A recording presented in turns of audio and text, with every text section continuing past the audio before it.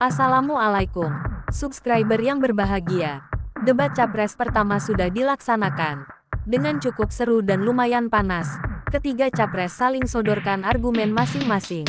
Dan serang argumen lawan debat, terutama Capres 01 dan 02. Tapi yang lebih menonjol dalam debat tersebut adalah Capres 02 terlihat sekali Pak Prabowo begitu sangat emosional.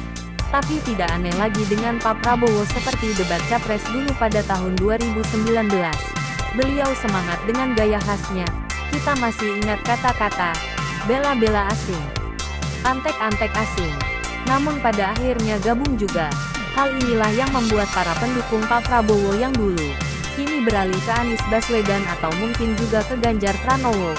Kalau boleh cerita jujur, admin dari dulu dukung Pak Prabowo jadi Capres untuk selamanya. Admin dan Anda tentunya tidak akan lupa ketika Pak Prabowo gebrak meja podium dan yang membuat kita senyum simpul dengan gaya khas goyang gemoynya. Tapi sayang, sungguh sayang. Negara kita tidak butuh gemoynya, kita butuh pemimpin cerdas, berwibawa dan berintegritas, berpengetahuan, sabar dan punya konsistensi tinggi. Juga tidak haus kekuasaan, mengharap dan mendapatkan kekuasaan semata-mata demi memajukan bangsa agar lebih baik. Perlu diingat, negara Indonesia negara besar dan bangsa besar. Jangan sampai main-main pilih pemimpin. Walau lawan debat begitu emosional, tapi Pak Anies Baswedan terlihat tenang dan sanggup menghempaskan lawan debatnya dengan argumen yang masuk akal.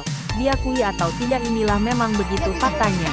Menurut Pak Prabowo, dirinya tidak haus jabatan atau kekuasaan. Dan memang terbukti, Pak Prabowo sering jadi capres dan berkali-kali kalah atau bahasa halusnya tidak menang. Admin harap para subscriber semuanya dukung Pak Prabowo di tahun 2029 jadi capres lagi. Atau jika subscriber sudah jenuh dengan Pak Prabowo, jangan kasih tahu kalau 2029 ada pemilu lagi. Jokowi diktator, Anda tidak mungkin jadi gubernur. Saya waktu itu oposisi, Mas Anies. Anda ke rumah saya, kita oposisi, Anda terpilih. Waktu habis, Bapak. Harap tenang, Bapak Prabowo. Baik, para pendukung, Harap tenang, kami mohon untuk pendukung. tenang, para pendukung. Para pendukung, Baik. harap tenang. Kita akan lanjutkan Ya. dialog kita. Demokrasi, di situ ada pemerintah dan ada oposisi. Dua-duanya sama terhormat. Dan ketika proses pengambilan keputusan itu dilakukan, bila ada oposisi, maka selalu ada pandangan perspektif berbeda yang membuat masyarakat bisa menilai. Karena itu oposisi itu penting dan sama-sama terhormat. Sayangnya, tidak semua orang tahan untuk berada menjadi oposisi. Oke?